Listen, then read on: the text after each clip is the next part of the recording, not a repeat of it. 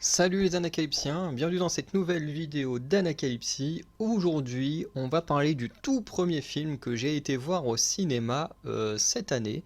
Parce que oui, je n'ai pas été au cinéma depuis un bon paquet de temps, hein. Je crois que ça doit faire depuis au moins milieu. Oh putain, ouais, même peut-être plus longtemps que ça. En fait, j'ai aucun souvenir. Ah si, c'était l'été dernier. Donc ouais, ça fait presque un an que j'ai pas été au cinéma. Et du coup, voilà. Bah, avec mon petit retour au cinéma, je me dois de vous partager mon ressenti sur ce film qui est Scream 6. Voilà, pour ceux qui connaissent un peu la chaîne, vous savez que Scream est ma saga d'horreur préférée. Je parle bien de saga, puisqu'on a 6 films qui peuvent plus ou moins se découper en deux histoires différentes, le 1 à 4 et pour l'instant 5-6, même si on doute bien qu'il y aura des suites si celui-là il fonctionne. Et il y a également la série télé qui également, elle, se coupe en deux parties avec la saison 1 et 2 sur l'histoire de Emma et la saison 3 qui se place sur l'histoire de Dayon Elliott. Donc vraiment, globalement, même si dans les films les histoires sont plus ou moins liées, malgré deux histoires différentes, elles sont quand même liées, mais pour moi on a quand même on va dire quatre histoires avec enfin trois héroïnes et un héros différents. Voilà. Donc, euh, j'ai été voir le film, je vais découper la vidéo en deux parties. Vous aurez une partie non spoil où je vais parler de choses qui essentiellement j'ai trouvé intéressant et qui a été vu dans la bande-annonce.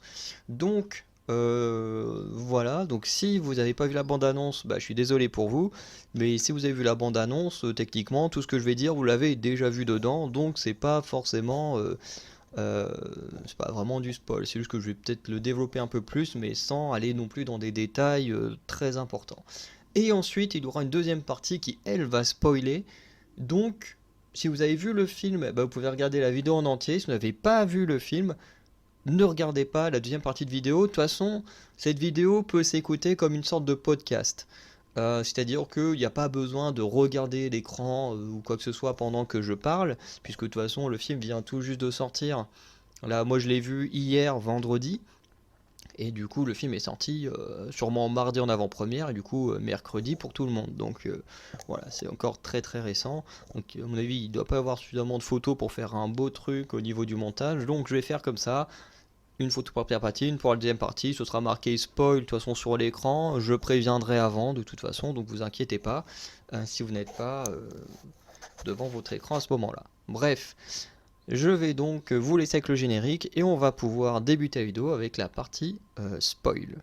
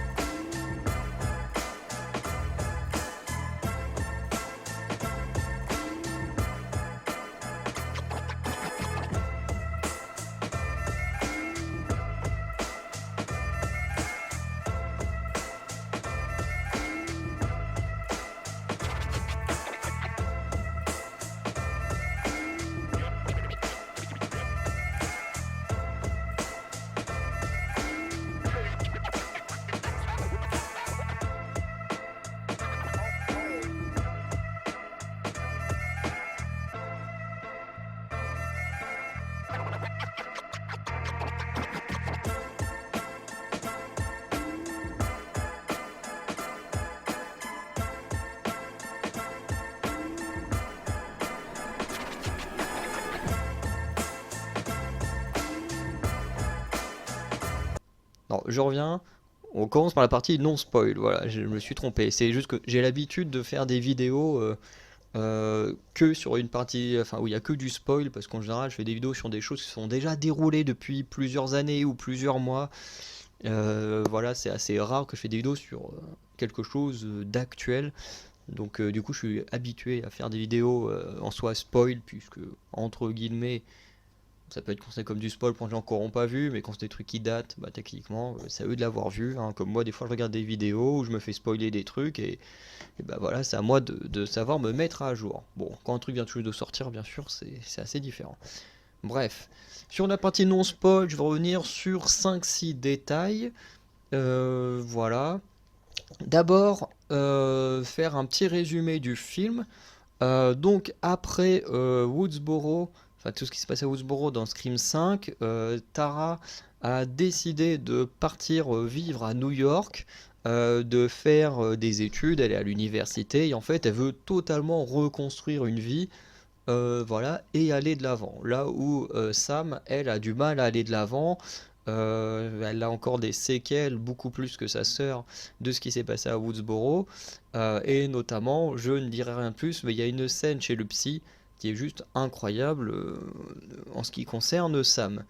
Euh, D'abord, attends, hop, je vais vite fait le noter, hop, psy, parce que la scène elle est vraiment cool. Donc je vais revenir dessus tout à l'heure. Du coup, elles vivent toutes les deux à New York. Il y a les jumeaux, enfin faux jumeaux, Mindy et Chad, qui sont également à New York avec eux. Alors ils vivent pas tous au même endroit, mais ils sont tous à peu près euh, dans le même coin de New York. Voilà, donc Tara et Sam sont en colocation avec quelques personnes. Pareil pour comment il s'appelle, pour Chad. Et du coup, voilà, ils vont d'abord vivre une vie tranquillou, et à l'approche d'Halloween, du coup, le Ghostface fait son retour et va faire un nouveau carnage. Voilà.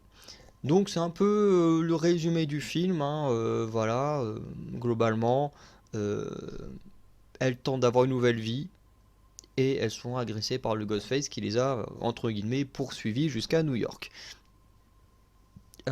Et il y a un petit côté Scooby-Doo à certains moments, j'ai trouvé, puisqu'il y a un peu un jeu d'enquête, voilà. Et il y a également à la fin où ils sont en mode vas-y, on va faire un plan pour piéger le méchant. Ça fait très Scooby-Doo, mais en même temps ça marche bien dans le truc. Parce que dans tous les scrims quasiment, les personnages sont toujours en train de subir les choses qui se passent. Et là, pour une fois, ils essayent de ne pas subir, de passer outre et de vraiment se dire, bon allez, cette fois il y en a marre, on, on- on arrête de fuir, on casse la gueule aux méchants.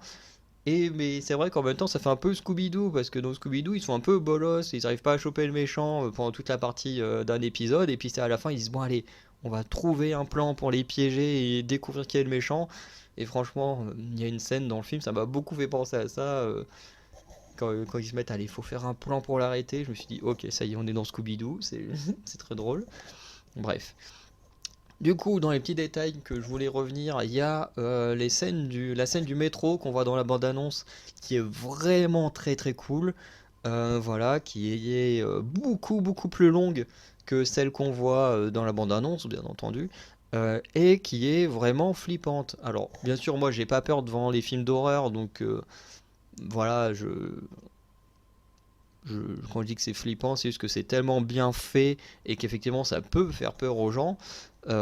Voilà, mais moi je trouve qu'elle est très bien réalisée. En plus, t'as toujours les lumières qui clignotent, le Ghostface qui apparaît, qui disparaît. Puis en plus, c'est la période d'Halloween, donc il y a plein de gens déguisés en Ghostface. Et puis eux, ils sont totalement parano parce qu'au moment de la scène d'intro, enfin, ils sont déjà au courant que le Ghostface est là à New York et tout. Donc, franchement, j'aime beaucoup, beaucoup cette scène. Elle est incroyable et il y a une tension dans cette scène que je trouve vraiment bien réalisée et qui est totalement géniale. Ensuite, à nouveau, une scène qu'on a vue dans la bande-annonce, c'est la scène de l'échelle. Du coup, juste pour dire, sans trop spoiler, la coloc de Sam et Tara vont se faire agresser dans leur appartement, et du coup, ils vont devoir fuir de leur appartement pour aller dans l'immeuble d'en face avec une échelle. Donc, scène de l'échelle que elle, on voit dans, comment dire, dans la bande-annonce. Donc voilà, et pareil, qui est une scène qui est vraiment très cool, qui est pareil, est plus ou moins flippante. Et parce que bah, du coup, elle essaie de traverser l'échelle, t'as le Ghostface qui est en train d'essayer de défoncer une porte. ça doit être hyper stressant, c'est horrible. Et j'avoue que moi j'ai ressenti du stress dans cette scène, du fait que c'est assez particulier parce que d'un côté j'adore les hauteurs, genre j'aime bien être au bord d'une falaise, être en haut d'un immeuble, à regarder à une fenêtre, vraiment les hauteurs et tout ça, ça c'est un truc que j'adore. Mais par contre le bord du vide, comme dans certains films, il y avait un film, je crois que c'est Skyscraper là, un truc comme ça avec The Rock, ou quand il est au sommet de la grue ou un truc comme ça là, et puis qui tombe ou je ne sais quoi, qui se retrouve accroché au vide, la façon que c'est filmé, oh, ça me donnait hyper mal au ventre. Je sais pas quoi, mais ça me faisait hyper peur. Et dans certains films, alors pas tous, mais il y a certains films où quand c'est filmé d'une certaine manière, et ben ça me donne peur du vide. Ça me donne des frissons bizarres, j'ai horreur de ça, mais en même temps c'est dire que c'est bien réalisé. Et là, la scène de l'échelle, moi, ça m'a fait un truc, franchement, et ça m'a fait un petit effet de la façon dont c'était filmé. Et franchement, j'ai trouvé ça hyper cool. Autre chose, mais là, que je trouve plutôt moins cool, ce sont les visions de Sam. Parce que si vous avez vu Scream 5, parce que Scream 6 est énormément lié au 5 et également au 1, 2, 3, 4, voilà. Sam, on le sait qu'elle a des visions. Elle voit des visions de son père, qui est Billy Loomis. Donc voilà, donc c'est mieux d'avoir vu Scream 5 avant de voir le 6, hein, sinon vous n'aurez pas certaines informations et je pense qu'il y a des trucs que vous n'allez pas comprendre. Mais voilà. Sam, du coup, dans ce film, elle va à nouveau avoir des visions de son père. Je ne dirais pas dans quel contexte, parce que c'est dans un contexte très particulier qu'elle a des visions de son père. Mais j'ai trouvé décevant parce que pendant le film, ça c'est pas un énorme spoil, hein, donc je pense que je peux le dire. En fait, elle se fait harceler sur les réseaux sociaux. Voilà, parce qu'il y a quand même un certain propos par rapport aux réseaux sociaux qui est très intéressant, mais j'en dirai pas plus. Mais du coup, Sam, après ce qui s'est passé à Woodsboro, va être harcelée puisqu'elle est une survivante, qu'elle est quand même très antipathique, hein. Dans Scream 5, moi j'étais pas du tout fan de Sam, je la trouvais vraiment détestable, là où dans Scream 6, je vous avoue que je trouve son perso mieux travaillé et que je la trouve beaucoup plus intéressante. Sauf pour le cas des visions. Euh, mais du coup, oui, comme je disais, elle se fait harceler. Et du coup, tout le monde, en fait, pense que c'est le vrai cerveau des attaques de Woodsboro, que c'est elle qui a forcé son copain à tuer des gens, qu'elle l'a manipulé et tout. Donc il y a des gens voilà, qui réagissent à ce qui se passe parce qu'elle, elle a survécu, machin. Donc les gens trouvent ça bizarre et tout. Et du coup, je me dis, ouais, c'est génial tout ça, mais on n'en fait rien. On n'en fait pas plus.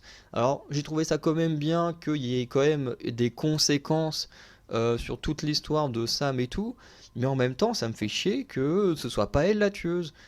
Bon, forcément, vous doutez, hein, c'est pas un spoil hein, de dire que c'est pas elle la tueuse. De toute façon, à la fin de Scream 5, je l'avais dit, je veux qu'elle devienne une tueuse.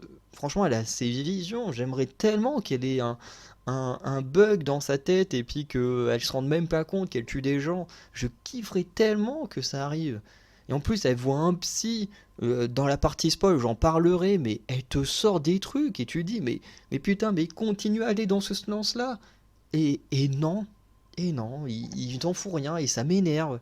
Et ça m'énerve parce que il y avait tellement un truc de fou à faire avec Sam, à tellement mindfuck le public, comme ils avaient réussi à le faire avec Scream 1, quand tu découvres que finalement t'as deux tueurs au lieu de un, ce qui était totalement révolutionnaire. Et là, ils auraient pu faire un truc de fou en te disant, putain, la victime, la cible du tueur, depuis le début, finalement, c'est elle la tueuse, mais ils ont tellement un truc de fou à faire là-dessus, et ils en font rien, et ça me tue, en fait, qu'ils arrivent pas à se dire, putain, on peut faire un plot twist de malade avec Sam, et qu'ils en font rien, quoi. La seule chose qu'ils arrivent à en faire, bah, quand dans Scream 5, c'est juste d'en faire une femme badass. Mais moi, j'ai pas envie que Sam ce soit une femme badass. J'ai envie que ce soit une femme torturée qui tue des gens. Moi, c'est ça que je veux. Et en plus, elle peut aussi bien être badass en tuant des gens et en étant torturée, quoi. Bref, Ça, c'est l'aspect qui m'énerve depuis Scream 5, c'est qu'ils ont de quoi faire un plot twist de dingue avec Sam, mais qu'ils le font pas.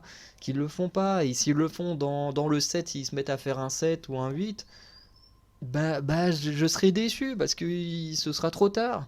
Ce sera trop tard. Si vous voulez faire un plot twist de malade avec Sam, fallait le faire dès le premier film. Et ça m'énerve parce qu'on n'aura jamais un truc de malade comme il y aurait pu avoir. Et ça m'énerve. Donc on va passer au point suivant parce que le but c'est pas de s'énerver.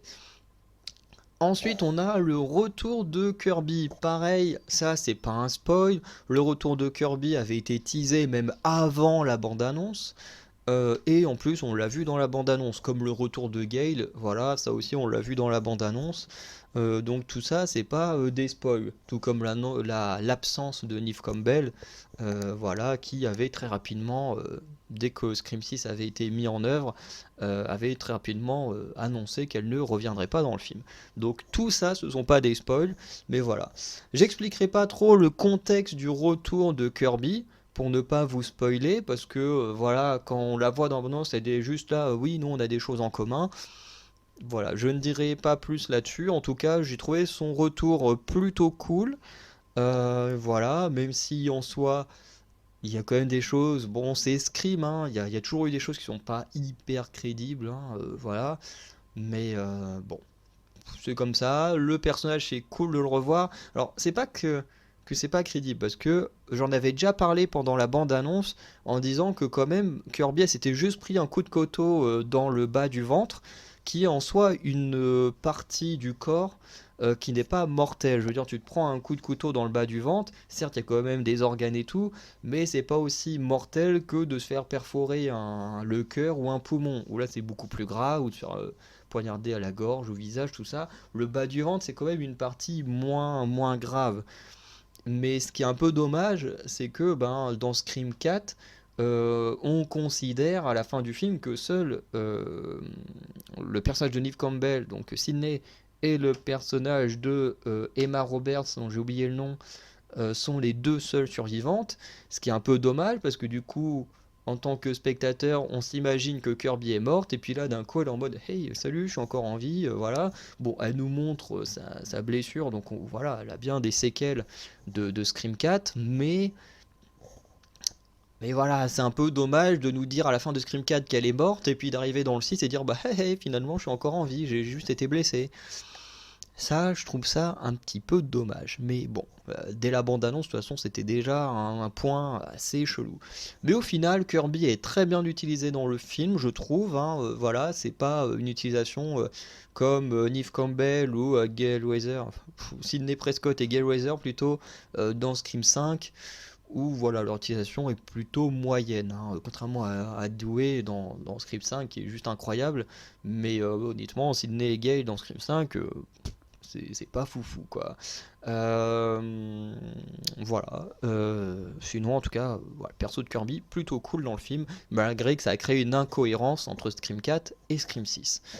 Euh, Ensuite, il y a une petite ref que j'ai bien aimé. Alors, ça ne spoile rien, mais j'ai trouvé ça très cool, hein. C'est juste un petit détail, mais qui en gros, dans Scream 6, on aura une très grosse référence à Scream 1, puisque en fait, Gale Weather, quand elle réapparaît en tant que journaliste, voilà, en train de faire son boulot, qui veut interroger Sam et Tara, voilà, et du coup, Sam va vouloir lui mettre une droite, parce que voilà, elle est en colère contre Gale Weather.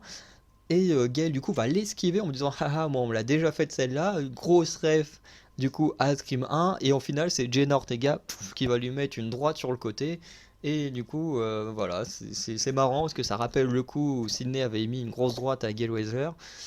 Et ensuite on apprend juste après que Gale, pas Gale mais Tara et Sam en fait sont en colère contre Gale Weather parce qu'elle a écrit un bouquin sur ce qui s'est passé dans Scream 5, en faisant passer notamment Sam pour une psychopathe, un peu comme elle avait fait, où elle avait écrit des choses très, très particulier sur Sidney et sur Dewey, qui du coup lui en voulait un petit peu dans Scream 2. Donc je trouve bien d'avoir toutes ces petites refs aux précédents films. Voilà, je trouve que c'est plutôt marrant. Et du coup, pour terminer sur la partie non spoil, c'est que, comme vous le savez, dans Scream, il y a toujours eu un rapport au cinéma. Dans Scream 1, bon voilà, c'était Scream 1, on était voilà, dans un film plutôt normal, avec quand même des fans de cinéma en méchant. Bref. Dans Scream 2, on était dans la suite. Dans Scream 3, on était dans Scream 3, on était dans la trilogie. Dans Scream 4, on était dans le remake. Dans la série télé, alors la série télé, je sais plus s'il y a un rapport au cinéma aussi dans Scream, la saison 3 de Scream. Ça fait, parce que je l'ai vu qu'une fois il y a 3 ans et du coup j'ai plus trop de souvenirs.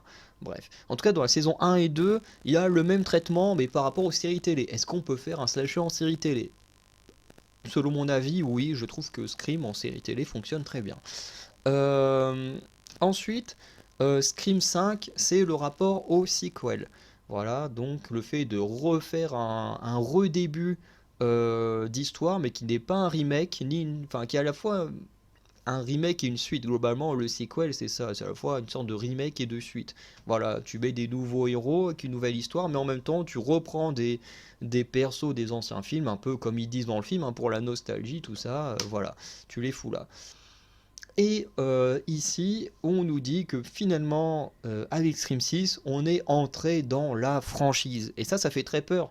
Parce que d'un côté, quand on te dit qu'on est dans une franchise, ça veut dire qu'ils peuvent en faire encore plein de films. Ça fait un peu peur. Ça fait un peu peur. Par contre, effectivement, on est bel et bien dans une franchise entre série télé, euh, une quadrilogie et une duologie. Bon, même si en soi ça fait 6 films, mais en soi, ça reste quand même une héroïne pour 4 films et 2 héroïnes pour 2 films pour l'instant. Donc voilà, moi je les dissocie. Je sais pas si vous dissociez également, mais moi je dissocie d'un côté une quadrilogie, de l'autre côté une duologie. Même si en soi ils se font suite, hein, mais voilà.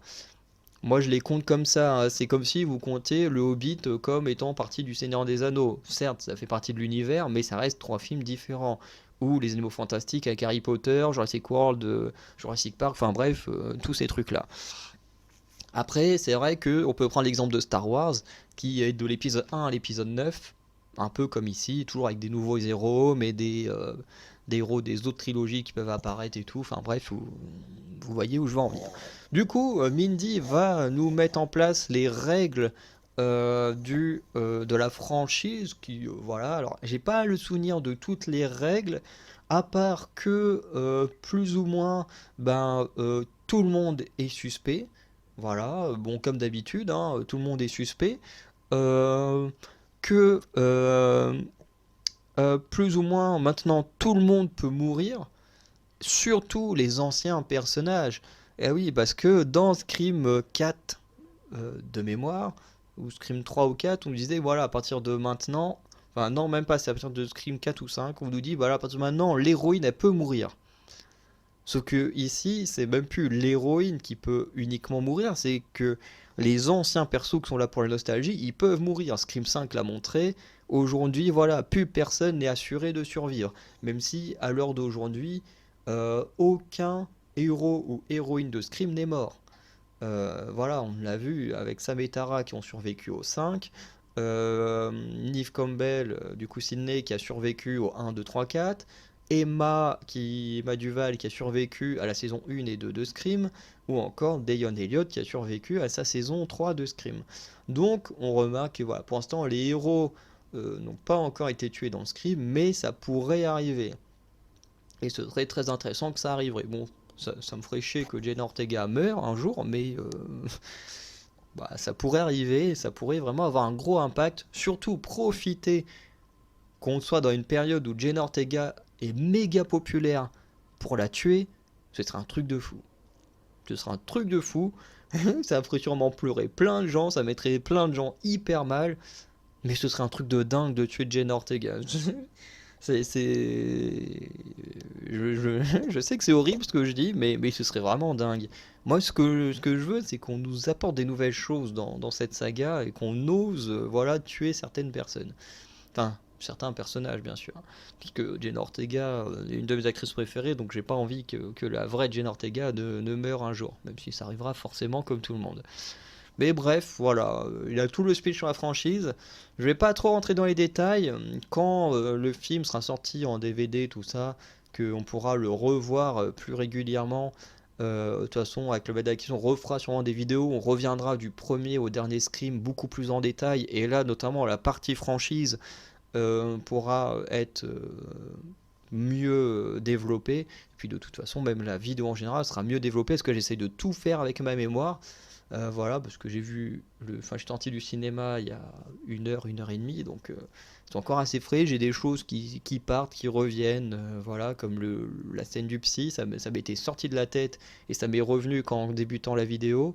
Donc voilà, il y a plein de choses que je vais oublier. Il y a un truc hyper intéressant qui se passera, dont je vais parler dans la partie spoil, mais pareil, il y a trop de détails que j'ai pas pu retenir, que je pourrais retenir qu'une fois avoir vu le film à nouveau plusieurs fois. Donc voilà. En tout cas, on va terminer la partie spoil maintenant.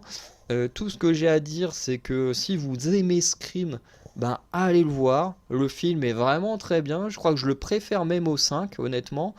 Même si je préfère au 5, je trouve quand même que le 5 est nécessaire pour comprendre ce film-là.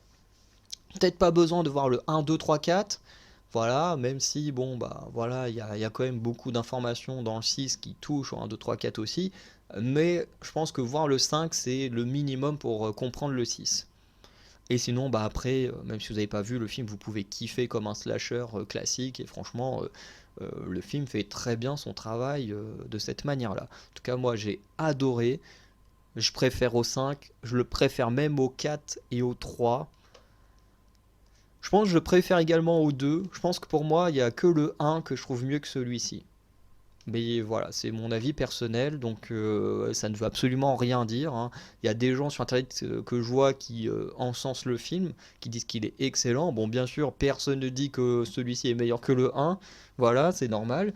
Mais en tout cas, beaucoup en disent du bien. Il y a certaines personnes qui en disent du mal également. Chacun a ses avis sur le film, donc voilà, ne vous fiez pas non plus à mon avis pour vous dire ah bah si lui dit que c'est génial, c'est que le film est forcément bien, donc je vais aller le voir. Moi, je vous conseille d'aller le voir pour vous faire votre propre avis. Mais voilà, c'est pas parce que moi j'ai aimé qu'il faut absolument que vous aimiez. Bref, on va arrêter là pour la partie spoil et on va passer du coup à la partie non spoil. Non, l'inverse. On arrête la partie non spoil et on passe à la partie spoil. Putain, j'ai vraiment du mal avec ça. Il va vraiment falloir que je m'habitue à faire ce genre de vidéo. Donc, partie spoil. Voilà, cette fois je ne me suis pas trompé. On est bien dans la bonne partie. Donc, si vous n'avez pas vu le film, encore une fois, partez tout de suite, éteignez la vidéo, allez voir le film et revenez plus tard si vous voulez vraiment voir le film et que la partie spoil, non spoil, purée, j'y arrive vraiment pas. Si la partie non spoil vous a donné envie de voir le film, voilà. Donc, euh, le film apporte une chose différente par rapport à Scream, tous les autres, hein, que ce soit série, film et tout. C'est que aujourd'hui il n'y a pas deux tueurs, il n'y en a pas un comme dans Scream 3, mais il y en a trois. On se retrouve bel et bien avec trois tueurs dans ce film qui s'avèrent être le coloc de Chad, la coloc de Tara, Sam et Mindy. Je suis pas sûr qu'elle soit en coloc avec eux. Et il y a le père du coup de ces deux-là. Donc je crois que c'est Quinn Evan. Le père, il est flic. Voilà, qui va être mis sur l'enquête et qui va enquêter sur les meurtres du Ghostface, alors qu'en réalité, voilà, il est tout simplement l'un des complices, parce que je pense pas qu'il lui il ait tué des gens, mais en tout cas il est clairement complice et veut absolument la mort de Tara et Sam, surtout Sam. Et du coup ces trois là en fait ne sont pas n'importe qui. Ce sont à la fois pour Quinn et Evan, si je dis pas de bêtises sur les noms, les frères et sœurs de Richie, et du coup, ben, le flic, leur père, c'est également le père de Richie. Et en fait, eux, tout ce qu'ils veulent, c'est retrouver Sam et Tara, les survivants de Woodsboro, et de les buter, et surtout Sam, puisque c'est Sam qui a achevé et tué Richie. Donc en fait, c'est clairement une histoire de vengeance. Et à un moment, Mindy a fait une référence en mode ouais, là on est bien comme dans Scream 2. Enfin, elle dit pas Scream 2, bien sûr, elle fait référence aux Stabs, mais bon, nous on le comprend tout de suite qu'on est bien comme dans Scream 2. On a l'université, les campus, machin. Voilà, comme dans Scream 2. Scream 2, qui sont les tueurs? Alors il y a Mickey, mais Mickey, lui, c'est juste un gros psychopathe, un gros taré. Et il y a Debra, si je me trompe pas, non, je crois que c'est ça, qui était la mère de Billy Loomis, qui était clairement dans une histoire de vengeance, qui voulait venger la mort de son fils. Bah là, on est dans le même cadre, hein, on est sur une famille qui veut venger la mort de leurs frères et sœurs, fils, en fonction de qui ils sont. Donc voilà, on reprend un peu les codes de base. C'est vrai que là-dessus, peut-être que des gens ont pu être déçus sur le reveal. Moi, je l'ai trouvé plutôt intéressant, plutôt cool. Voilà, on s'attendait pas forcément à ce qu'il y ait 3 tueurs. Donc voilà, plutôt sympa. Euh, Après, il y a aussi le rapport réseaux sociaux, où c'est eux qui vont créer de la haine, qui vont inventer des fausses histoires pour amener tout un harcèlement sur ça, mais qui du coup vont mettre en avant tout le harcèlement qu'il y a depuis quelques années sur les réseaux sociaux quand des choses ne plaisent pas à certaines personnes. Donc ils mettent vraiment en avant ce côté détestable de ces gens-là qui existent absolument enfin, surtout sur Facebook et Twitter, hein, là où il y a les pires personnes des réseaux sociaux. Bref. Donc moi j'ai trouvé ça hyper intéressant, ça m'a pas dérangé plus que ça. Ça m'a bien surpris, même si en soi, pour l'un d'entre eux, ça paraissait plutôt évident, ils ont quand même réussi à essayer de nous avoir là-dessus. Une chose qui m'a déçu dans le film, c'est qu'il n'y a pas de mort de personnages principaux. Et quand je dis principaux, je parle de beaucoup de personnes. En soi, pas la mort de Sam, pas la mort de Tara. Bon, ça paraît assez logique, s'ils veulent lancer une nouvelle trilogie ou quadrilogie avec ces deux femmes-là, ils peuvent pas les tuer dès le deuxième film. Il faut qu'ils les gardent le plus longtemps. Par contre, ils se disent, allez hop, on fait une trilogie. Là, dans le troisième film, ils peuvent les tuer. S'ils disent, on refait une quadrilogie, bon, là, ils peuvent les tuer dans le 4. Mais c'est vrai que tant qu'on sait que ça marche et qu'ils veulent faire des suites, on se doute bien que Sam et Tara vont pas mourir. C'est plutôt logique. Ensuite, on a Mindy et Chad. Pareil, eux deux ne vont pas mourir, alors que pourtant, bon, Mindy elle se fait poignarder dans le ventre dans la scène du métro. Elle se fait poignarder et voilà, elle se prend juste un ou deux coups de couteau dans le ventre. Bon, voilà, qu'elle survive à ça, c'est plutôt normal. Elle se prend aussi un coup de couteau dans une autre scène au bras, bon, ça va. Chad, il se prend plein de coups de couteau par les deux Ghostface. Parce que bah, du coup, le flic, je le considère pas vraiment comme un Ghostface, même s'il fait partie des 3 tueurs. C'est pas vraiment. Enfin, on ne sait pas trop, mais c'est vrai que quand on entend les enfants parler, on se rend compte que c'est plus eux qui ont tué des gens que le père, même si le père en soi, il brouillait les pistes au sein de la police et tout ça. Voilà, et qu'il avait remplacé le corps de sa fille, puisqu'ils ont fait croire que sa fille était morte et tout. Voilà, et en plus il a eu beaucoup de scènes en plus bien badass en mode ouais, je vais venger la mort de ma fille, machin, alors qu'en fait il sait très bien que sa fille est pas morte et qu'en fait il veut juste buter Sam. Bref. Mais voilà, Chad il prend en chair, il prend plein de coups de couteau, il reste en vie. Kirby, pareil, elle se fait agresser par les Ghostface, elle se prend une balle par le flic, rien à faire, elle est pas morte. Gail, pareil, elle se prend un coup de couteau dans le ventre, non, un coup de couteau dans la cuisse, un coup de couteau dans une épaule, plus un moment, parce que les deux, avec le tueur, ils s'écrasent sur une table, et au moment où elle veut poignarder le tueur, ce dernier, il ramasse un bout de verre de la table et il lui enfonce dans le ventre. Pareil, elle est pas morte.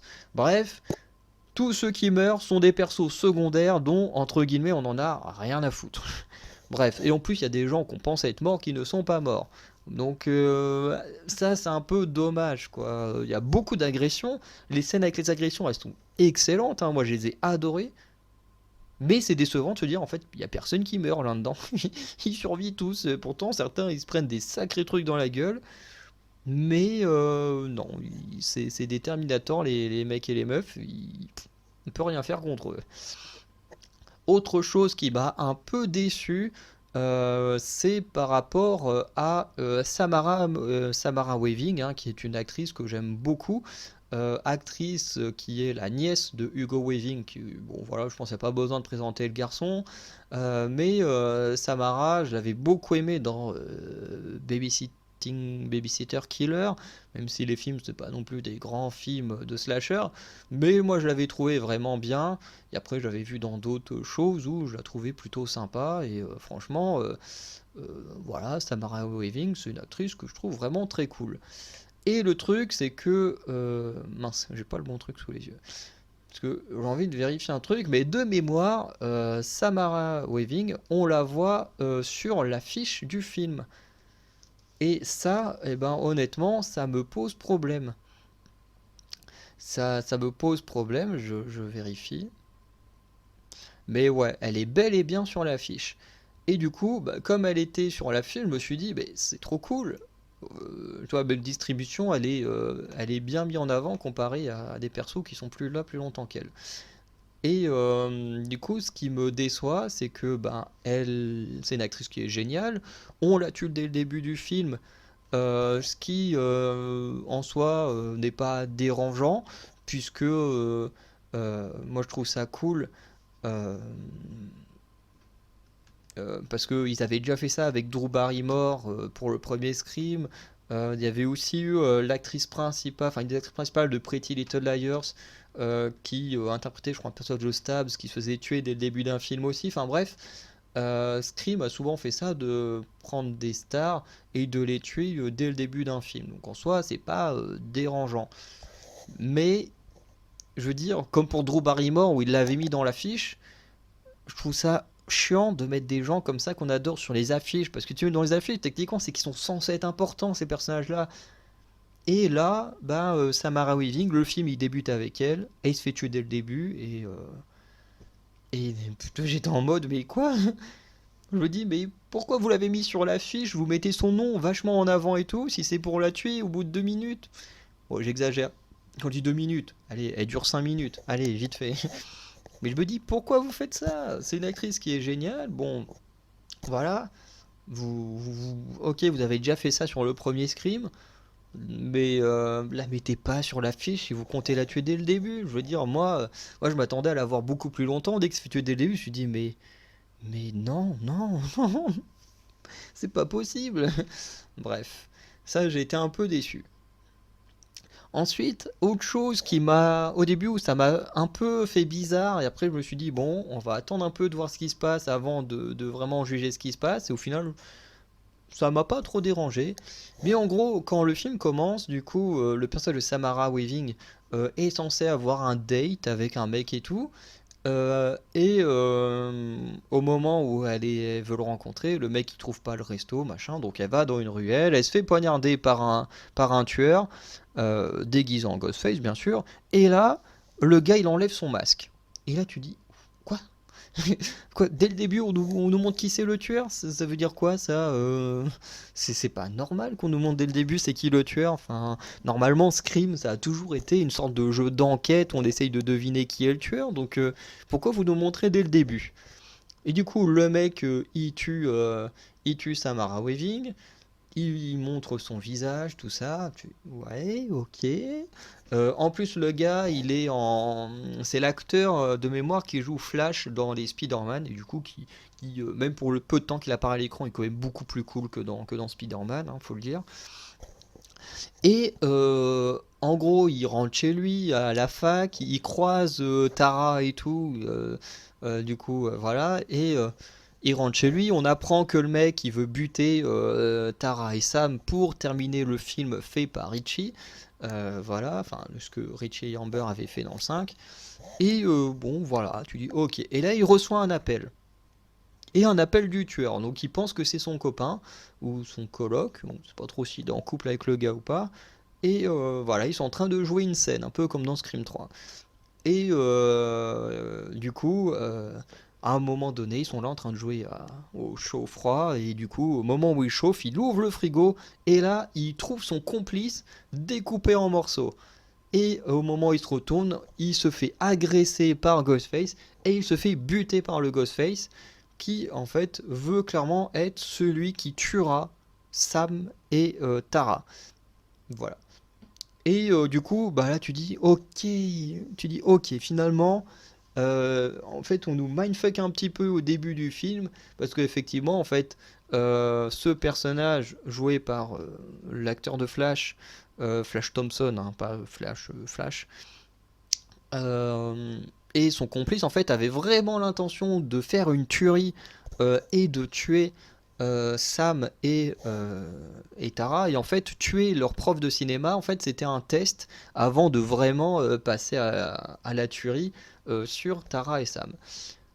Sauf que à côté de ça il y a la famille de Richie qui eux veulent venger la mort de Richie donc ils se sont dit enfin, ils ont fini par apprendre, je ne sais comment, parce que je m'en souviens plus. Donc ne vous dites pas que c'est un mauvais truc du scénario, c'est juste que je me souviens plus comment ils l'apprennent.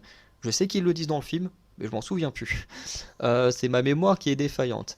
Mais en gros, ils apprennent que les deux tueurs veulent tuer Tara et Sam. Du coup, eux, ils vont les tuer à l'avance. Du coup, d'une certaine manière, ils vont sauver la vie de Sam et Tara parce qu'ils veulent eux-mêmes se débarrasser de, de Sam. Et du coup, je pense que par contre, ce Ghostface là, je pense que c'est le flic. Tout simplement parce que au moment où le mec il se fait tuer, Queen et Evan sont à la soirée où il y a Tara. Donc techniquement, il reste plus que le père pour buter les deux tueurs. Enfin, l'un des deux tueurs, parce que l'autre est déjà coupé en morceaux dans le frigo. Euh, mais du coup, le père a quand même dû porter le costume au moins une fois. Et du coup, j'ai trouvé ça plutôt cool. Franchement, voilà, le fait qu'on nous dévoile au début qui est le tueur, et du coup, quand tu vois le film, tu dis, mais non, ne nous montrez pas qui c'est le tueur, on veut le deviner, nous, et puis là, paf, on le tue direct juste après, tu dis, ah bon, finalement, va vraiment falloir deviner qui sont les nouveaux tueurs. Ça, j'ai trouvé ça plutôt cool, honnêtement, ça m'a pas trop dérangé. Passage que je disais dans la conclusion de la partie spoil, non spoil, vraiment pas y arriver, le sanctuaire hommage au Ghostface créé par Richie. Effectivement, Richie apparemment était un fan de cinéma, il avait racheté, enfin récupéré un cinéma, enfin aidé bien sûr par sa famille, surtout son père, hein, et ils ont créé un sanctuaire. Et là, tu as une image qui est super belle avec les 9 costumes de Ghostface qu'on avait vu dans un des trailers. Mais dans le trailer, on n'avait vu que les costumes de Ghostface, alors qu'en réalité, il y a plein d'objets. À droite à gauche, on revoit le t-shirt de Billy Loomis qui portait sur la scène finale de Scream 1. On voit la télé qui a servi à tuer Stu dans Scream 1. Il y a un moment Kirby qui se retrouve face à des objets, dont le couteau dont Charlie s'est servi pour la poignarder dans Scream 4. Bref, il y a des objets en lien avec tous les films Scream et je me demande même s'il n'y en a pas qui sont liés à la série télé. Parce que à un moment, je crois qu'on voit une corde pour quelqu'un qui est pendu, mais j'ai aucun souvenir dans les films Scream que quelqu'un meurt pendu. Dans, euh, dans la série, oui, il y a une fille qui se fait tuer et qu'on pense qu'elle s'est pendue, mais en fait c'est juste que Ghostface lui a mis une corde et l'a poussée dans le vide et du coup bah, ça fait effet voilà, de quelqu'un qui s'est pendu. Mais du coup je me suis dit tiens il y a l'air d'avoir quand même des trucs en lien avec la série télé. Mais voilà, ça va trop vite. En un visionnage comme ça, vite fait, c'est difficile de se rappeler tous les détails. Mais il y a plein en plus de dessins qui ont été faits et tout, qui sont vraiment beaux par rapport au tueur. Il y a même des dessins déjà faits par rapport à Scream 5, notamment avec le cadavre de Dewey et tout. Enfin, bref, cette pièce, elle est vraiment géniale, avec les 9 costumes en plus, là, des 9 Ghostface et tout. C'est vraiment très cool. Parce que du coup, on se doute bien que le père et ses frères, enfin les frères et sœurs de Richie ont terminé euh, le, euh, le comment dire, euh, ce sanctuaire, hein, puisqu'ils ont rajouté les costumes et les masques de Amber et Richie.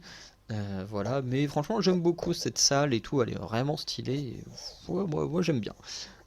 Ensuite, on a une scène d'agression chez Gellraiser, et c'est vrai que on n'y a jamais pensé avant, mais c'est la toute première fois en 6 films que Gail reçoit un appel du tueur. C'est la première fois qu'elle se retrouve au téléphone avec le tueur et c'était plutôt marrant de dire ah ouais, c'est vrai que finalement elle n'avait jamais rencontré le tueur avant. Voilà.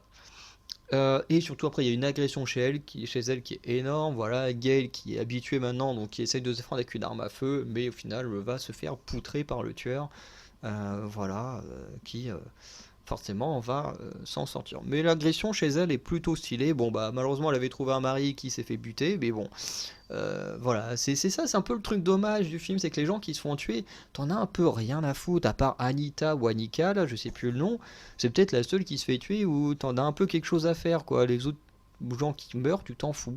À part moi, ou voilà, avec Samara Weaving, parce que j'aime bien l'actrice, ou ça m'a fait chier qu'elle meure aussitôt, mais vraiment, en soi, les autres gens qui meurent, t'en as un peu rien à foutre, et ça, c'est un peu dommage.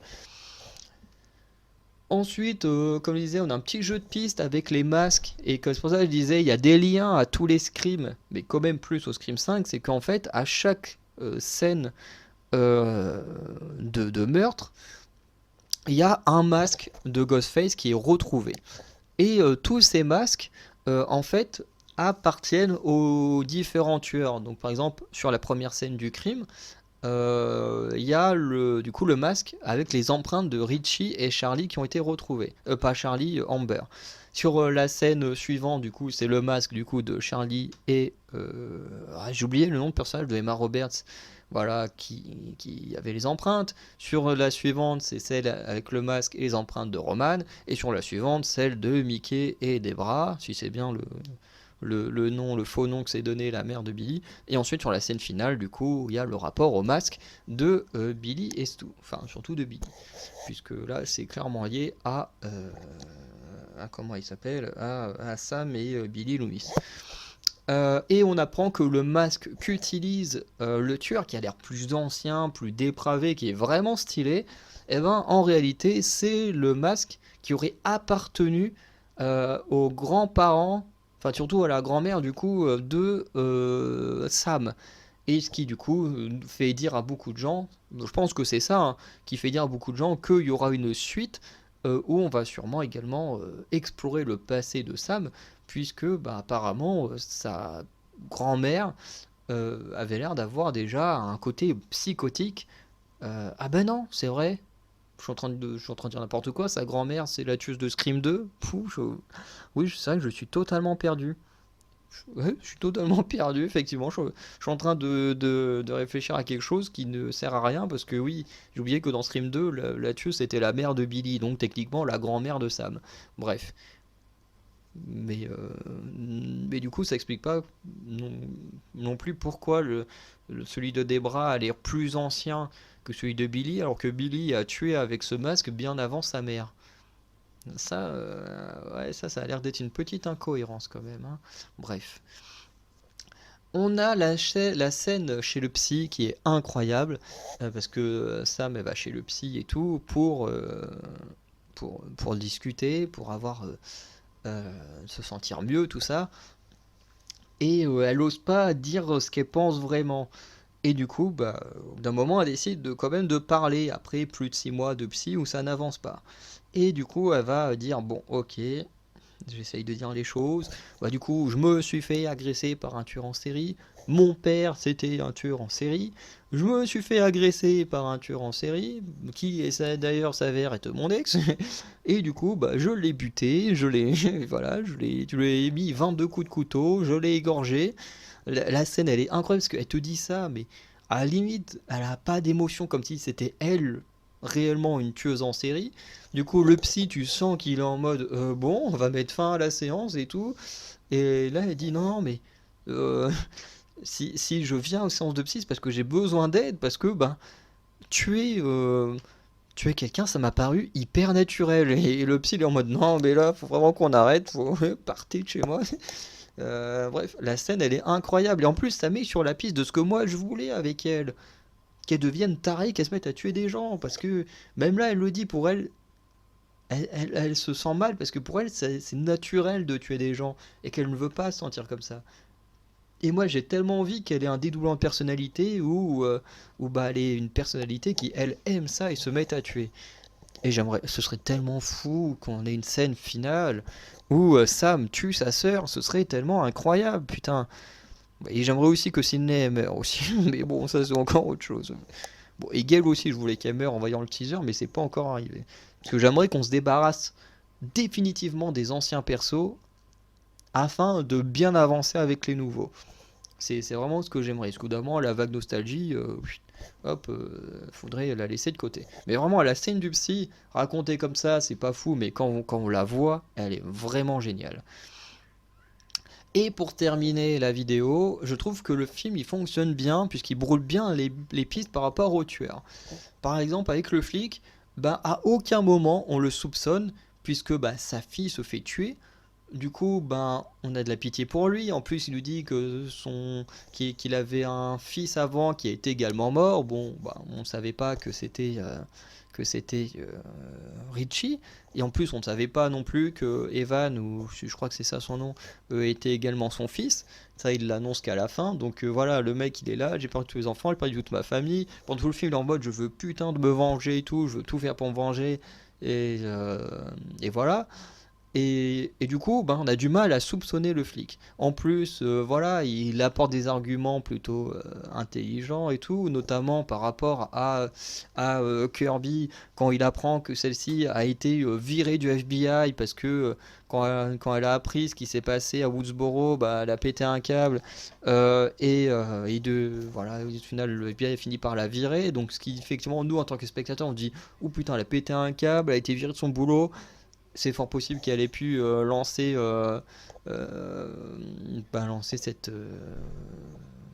cette comment on dit ça? Parce que meurtri, ça se dit pas. Enfin, c'est pas pour ça. C'est- Ouais, j'ai pas le mot. Mais du coup, qu'elle s'est mis à tuer tout le monde, quoi. Ça aurait pu être intéressant. Bon, et ce qui me fait chier, c'est qu'ils mettent plein d'indices comme ça. Mais moi, je veux que ce soit Sam qui pète un câble. Parce que là, ils étaient en mode Kirby à péter un câble. Je dis, oh, bah, bah, c'est quand même intéressant. Mais je veux que ce soit avec Sam qu'il y a un pétage de câble, pas avec d'autres persos. Mais du coup, le flic, à aucun moment tu le soupçonnes. Bon, après, quand il tire une balle dans Kirby, bon, là, tu dis, ok, c'est bon. Ok, on comprend que c'est lui. Ok. Sa fille, bah, pareil, on la soupçonne pas.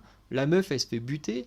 En plus, quand elle est censée se faire tuer, elle est jetée dans les bras de Mindy et je sais plus si c'est Anita ou Anika. Et du coup, bah, elle voit bien que la meuf est morte.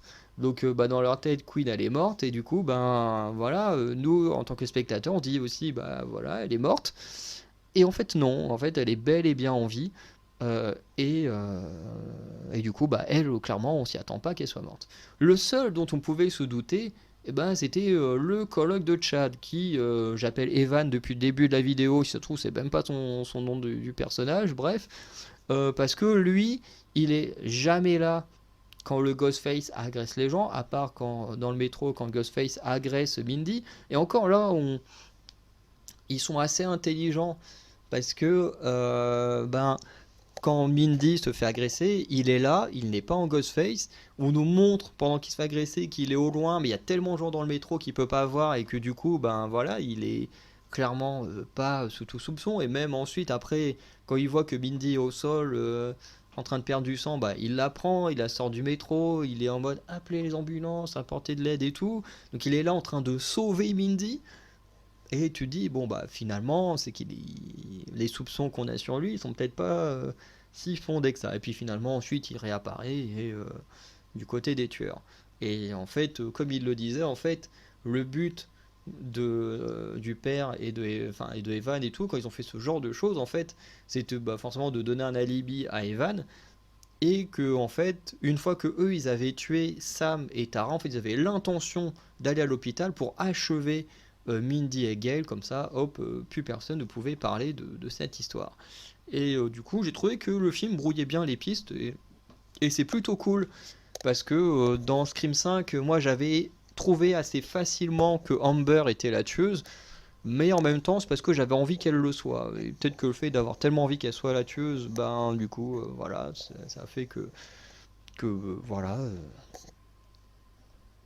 J'étais content d'avoir la réponse. Après, si ça se trouve, elle aurait pu ne pas l'être, mais elle avait un truc qui faisait qu'elle avait de quoi avoir ce rôle-là, Amber. Donc voilà. Que ici, à chaque fois, ils brouillaient plutôt bien les pistes, contrairement à Scream 5. Bon, pour Ichi, ils avaient plutôt bien brouillé les pistes, mais là, ils ont bien brouillé les pistes pour absolument les trois tueurs. Donc ça, j'ai trouvé ça très cool. Bref. Du coup, on va pouvoir arrêter la vidéo là, qui est quand même très très longue.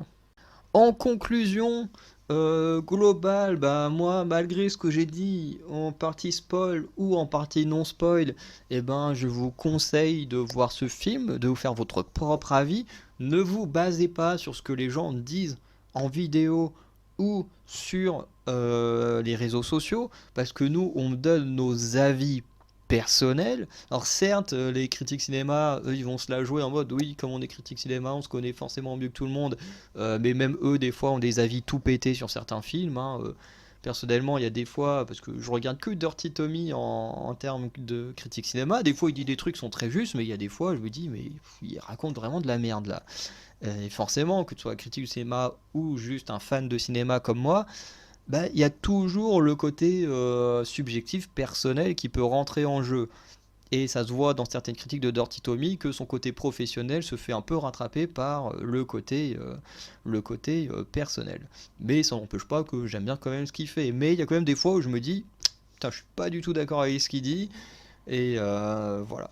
Ce qui est tout à fait normal. On peut pas être d'accord avec tout le monde. Et moi, ce que je vous conseille, c'est voilà, vous pouvez piocher, voir des vidéos, des posts de gens, écouter ce qu'ils disent, voilà, pour avoir des informations, voir différentes données, mais surtout, faites-vous votre propre avis en voyant les films, parce que, ou les séries télé, c'est pareil, voilà. Ne vous basez pas parce que vous aimez bien telle personne qu'il faut absolument croire tout ce qu'il dit ou être totalement d'accord avec. C'est pas du tout ce qu'il faut faire. Voilà. Donc moi, je vous conseille de voir le film justement pour ça, pour vous faire votre propre avis. Également parce que moi, je l'ai bien aimé. Donc voilà. Bon, si j'avais pas aimé, je vous dirais quand même d'aller le voir sûrement pour que vous fassiez votre avis. Contrairement à d'autres youtubeurs qui vous diraient juste de pas aller le voir, hein. Ça j'en ai vu beaucoup de youtubeurs cinéma de déconseiller des gens d'aller voir des films en mode c'est eux qui ont la science infuse. Mais voilà, moi en tant que grand fan de Scream, j'ai beaucoup aimé ce film. Voilà, je vous conseille. Et faisiez votre propre avis. Dites-moi en commentaire et après ce que vous en avez pensé. Honnêtement, ça m'intéresse. Ça m'intéresse de savoir si vous aimez bien cette nouvelle génération. Moi, honnêtement, il y a Jenna Ortega qui est ma deuxième actrice préférée parce que Elle Fanning, pour moi, pour l'instant, reste au-dessus de Jenna Ortega. Mais forcément, ça donne un petit plus. Et surtout, je suis content parce que il y a des gens sur internet qui gueulaient un peu en mode oui, bah maintenant qu'il y a Jenna Ortega et elle est célèbre, ils vont en profiter pour faire plein de films, la mettre vachement en avant. Et là où je suis content, bah, c'est que les scénaristes et réalisateurs sont pas tombés dans ce biais-là. Parce qu'effectivement, ils auraient pu faire le truc facile de se dire bah Jenna Ortega est ultra en vogue en ce moment, donc autant la mettre ultra en avant.